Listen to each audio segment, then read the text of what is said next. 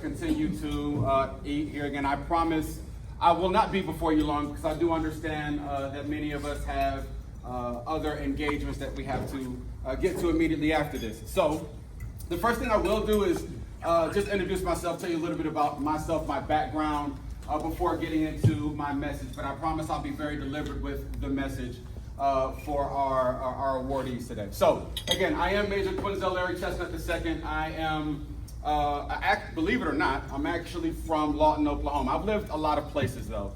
But if I had to choose one place to call home, this would be it. So both of my parents were active duty military. My father, retired Lieutenant Colonel Quinzel Chestnut I. He commanded the 15th Transportation Company here in Fort Sill, Oklahoma.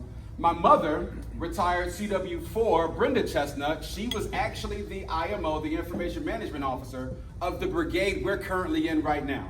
As God would have it, he brought me here 25 years later, back to a place that I used to call home. And I'm tremendously grateful for that opportunity. So that's just a little bit about myself.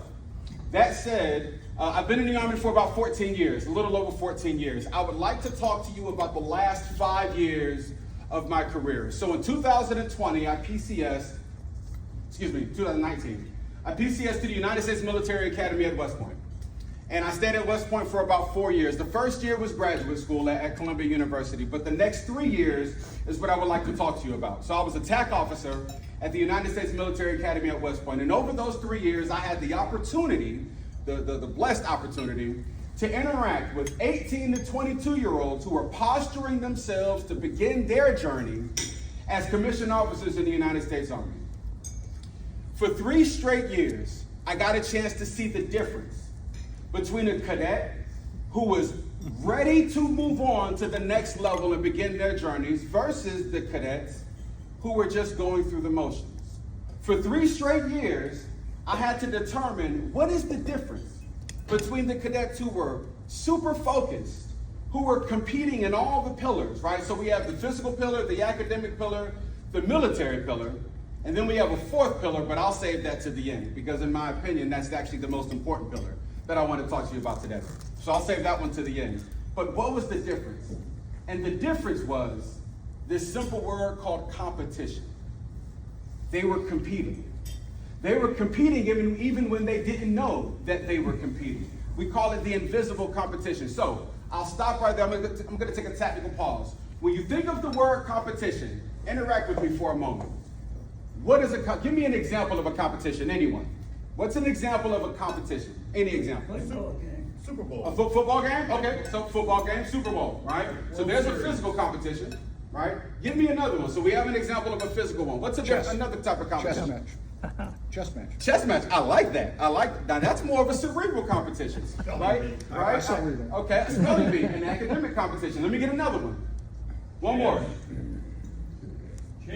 Chess. Well, so we got chess. Yep, we got chess, right? So that's more of the cerebral. So there are different type of competitions, right, throughout your life. The competition I want to talk to you about today is the internal competition. It's not just about winning a game or how smart you are. It's about the decisions that you make on an everyday basis. It's a competition with yourself. If you can choose between the right answer, which is pretty hard, or the wrong answer, which everyone else loves to do, that decision is the internal competition. And which decision you make defines something that starts with the letter C. So I promised I was going to get to that 4th pillar, and this is it.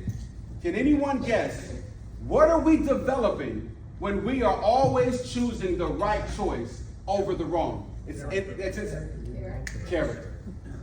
Character. I will tell you on today that as we develop ourselves, our character becomes who we are. Now, ironically, at West Point, one thing that I thought was actually kind of peculiar is I thought the mission of West Point when I got there was to commission officers into the United States Army. That was going to be the mission statement. Lo and behold, I was wrong. Commissioning officers is not the mission of the United States Military Academy at West Point. It just happens to be a byproduct of what happens at the end. But the mission statement talks about developing leaders of character. The 4th pillar It's not physical, it's not academic, it's not military. It's character.